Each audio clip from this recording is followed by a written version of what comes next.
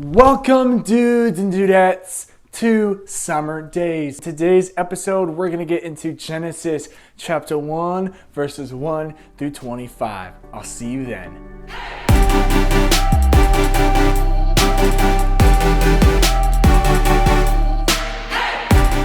Welcome everybody to Summer Days. My name is Luke from TheGospelHouse Ministries, and I would highly recommend that right now that you would grab out your Bible or the Bible app. So without further ado, let's jump into Genesis chapter 1, verses 1 through 8. In the beginning, God created the heavens and the earth was without form and void, and darkness was over the face of the deep, and the Spirit of God was hovering over the face of the waters. And God said, "Let there be light," and there was light. And God saw that the light was good, and God separated the light from the darkness. God called the light day, and he called the darkness night.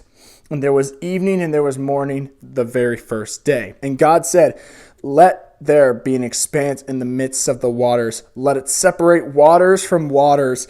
And God made the expanse and separated the waters that were under the expanse from the waters that were above the expanse. And it was so. And God called the expanse heaven, and there was evening and there was morning, the second day. So point number 1, the light of creation. Now, did you catch this? Look at this in verse 1, the very first verse of the Bible. Look at this. In the beginning time, God created the heavens, space, and the earth, matter. Scientists all around have agreed, or at least a lot of scientists have agreed, space, time, and matter all have to come together. It cannot be separated, otherwise life itself would collapse. And I heard this quote from someone: if God was limited by space, time, and matter, he's not God. We think of God as a limited being. When someone asks, okay, who created God? You are thinking of a limited being who can't do everything that you're hoping for. So when we say time, space, and matter, God can create those things, because if he was limited, he's not God. And atheists want to assume that the Big Bang happened, and all of this that you see around us, everything, every tree, every person. So let's think about this. The Big Bang created all of this. So two rocks hitting each other, bam. It's like this. You don't look at a painting and say, wow, no one created that. Or you look at the skyscraper in New York City. No one created that. That just came out of nowhere. There was no such thing as builders. There was no such thing as wood. It just all happened right there. I know you're going to be glaring at me when I said that, because that's impossible. Exactly.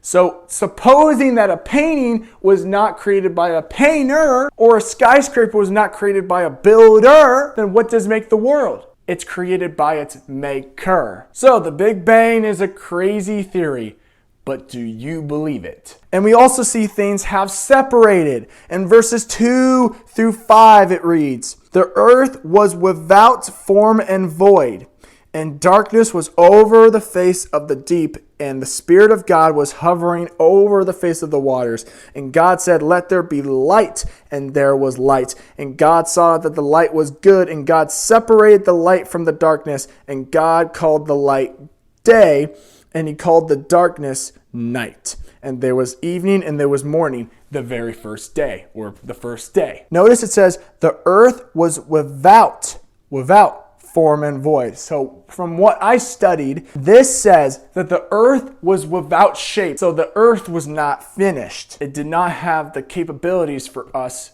to live. Aren't you thankful that our God took the time to look at that planet, look at that ugly shape, to turn it into something that's beautiful for all of us to see? So thanks to God for coming up with our beautiful and wonderful planet. We also see this. Look at this. God created light and called it day. Verse 4 and 5. And God saw that the light was good, and God separated the light from the darkness. And God called the light day, and he called the darkness night. Did you catch that in verse 4? I emphasized it for a reason. God separated the light from the darkness. He did not form. He did not create darkness. God separated the light from the darkness. There's a big difference when it comes to created and separated. Created means to cause something to come into being, and separate means to keep apart, set apart. That is what that means. So God did not did not cause the darkness to come into being, but rather he kept the light apart from the darkness. And we see atmospheric effects in verses 6 through 8, which we'll also read. And God said, let there be an expanse in the midst of the waters, and let it separate waters from waters. And God made the expanse, separated the waters that were under the expanse from the waters that were above the expanse. And it was so. And God called the expanse heaven, and there was evening and there was morning, the second day. Don't you notice it says that God separated the waters from the waters, and he put an expanse of water in the heavens. And I believe that that was the atmosphere that God was going to create around our earth. God separated the waters from the air, and he created the atmosphere. That water that was above us, God used that water to create the atmosphere, which allows us to breathe and survive on the earth. The sky has clouds, and those bring rain, which all living things need to survive. God separated the waters. Just like God separated the light from the darkness, God separated the waters and created the invisible air. He did not let his creation suffocate. No, he created an atmosphere so we could breathe. Now we're going to read Genesis chapter 1, verses 9 through 13, which read, and God said, let the waters under the heavens be gathered together in one place, and let the dry land appear. And it was so. God called the dry land earth, and the waters that were gathered together he called seas. God saw that it was good. And God said, let the earth sprout vegetation, plants yielding seed, and fruit trees bearing fruit, in which is their seed, each according to its kind on the earth. And it was so. The earth brought forth vegetation, plants yielding seed according to their own kinds, and trees bearing fruit, in which is their seed, each according to its kind. God saw that it was good, and there was evening and there was morning, the third day. Point number 2, the geology of creation. We see that God creates dry ground. Look at verses 9 through 10, which read, and God said, let the waters under the heavens be gathered together in one place, and let dry land appear. And it was so. God called the dry land earth, and the waters that were gathered together he called seas, and God saw that it was good. Dry ground. God allowed the waters to spread out, and he made dry land appear.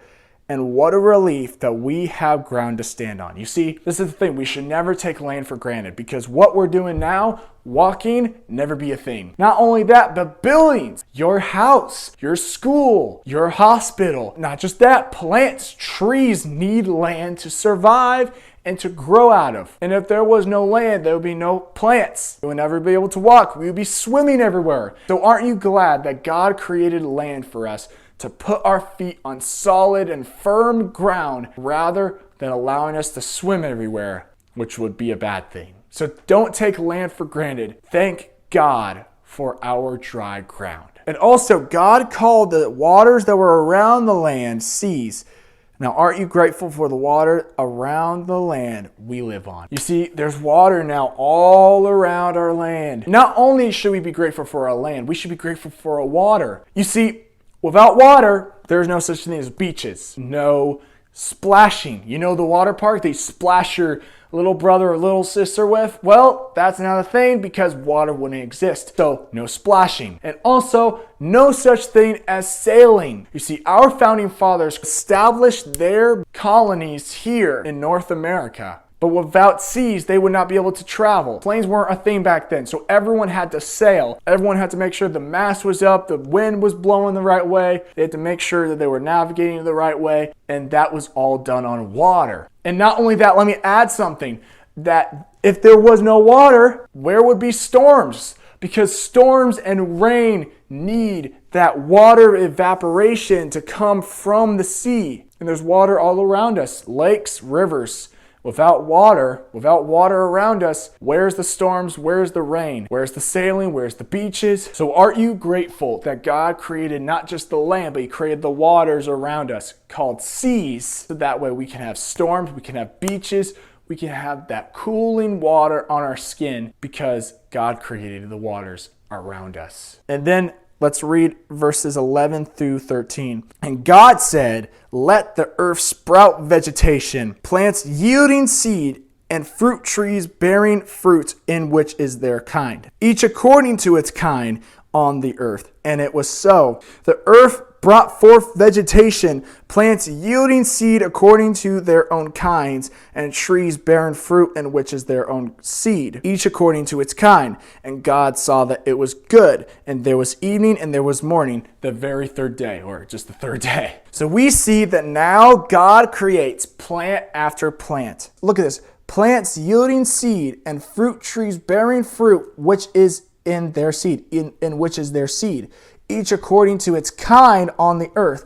And he keeps going through this, 11 through 13, that let the plants grow and let them regrow from their own seed. It's like this. Let's say you planted an apple tree, dropped it in the ground, and it sprouted up oranges. And wouldn't that be a little strange? Aren't you grateful that our God allowed plants to yield to their own seed, not switching it up? No, apple seeds grow apple trees, and orange seeds grow orange trees. So aren't you grateful that God did not leave us hanging with that? Aren't you grateful that God allowed the seed to be its kind, so that way when we plant it, it will be the same kind as it was before? And now let's read Genesis 14 through 19. Genesis 1, verses 14 through 19, which read, "And God said, let there be lights in the expanse of the heavens to separate day from the night, and let them be for signs and for seasons and for days and years, and let them be lights in the expanse of the heavens to give light upon the earth. And it was so. And God made the two great lights, the greater light to rule the day, and a lesser light to rule the night, and the stars. And God set them in the expanse of the heavens to give light on the earth, to rule over the day and over the night, and to separate the light from the darkness. And God saw that it was good, and there was evening and there was morning, the fourth day." Point number 3, the revolve of creation. We see this in verse 14.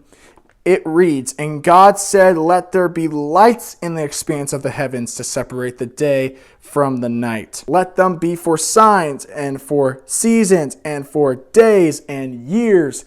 Look at the seasons and signs.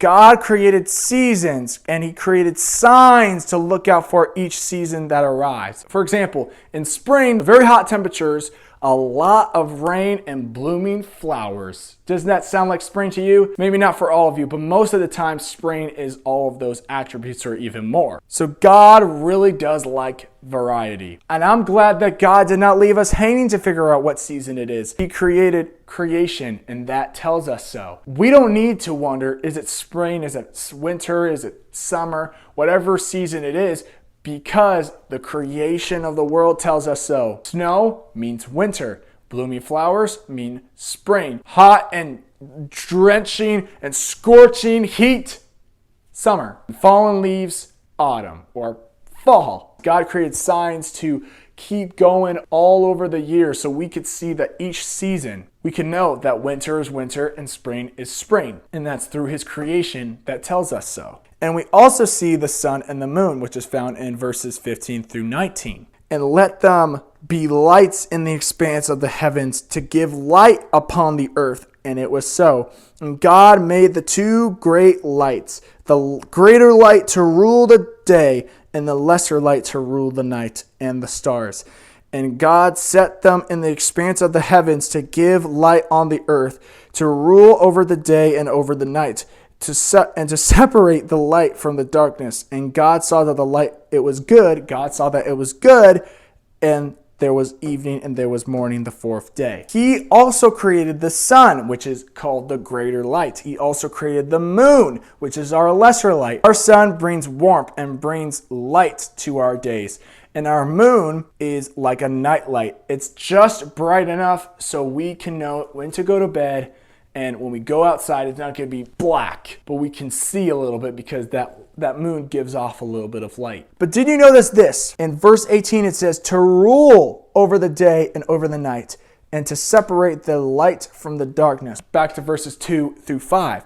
but it says to rule. God made these elements to rule over the day and over the night. Everything we take for granted that's up there. But a lot of scientists have actually realized that without sun, without moon, those are actually pretty essential to us. So without them, we would not be able to live. Now we're going to be reading Genesis 1, verses 20 through 25. And God said, "Let the waters swarm with swarms of living creatures, and let birds fly above the earth across the expanse of the heavens." So God created the great sea creatures and every living thing that moves, with which the waters swarm according to their kinds, and every winged bird according to its kind. And God saw that it was good. And God blessed them, saying, "Be fruitful and multiply, and fill the waters and the seas, and let the birds multiply on the earth." And there was evening and there was morning, the fifth day. And God said, "Let the earth bring forth living creatures according to their kinds,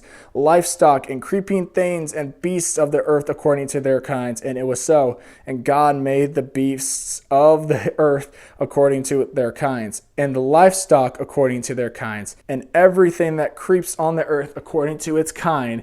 And God saw that the light was good. Point number 4, the wild of creation. So we see also creatures dominate in verses 20 through 21, which I'm not going to read again, but it basically is saying that God created the aerial animals first. What does that mean? That means the sky, the birds, everything that can fly is God created those first. And God created the aquatic life. God created our sea animals that could live under there, and God created our fish, our whales, all aquatic animals. So yes, even the spiders, even the roaches, God created those as well. As you can see, God is starting to create life. You could thank God for creating your pets today, or the wildlife out your window. We can thank God today, right? That God created animals. Yes, even the roaches, you have to thank God for the bugs, but also for the wildlife that's around us. So it's not just humans. We have variety once again on the earth. We also see creatures multiply. God commanded all of the animals, not just the birds, not just the fish,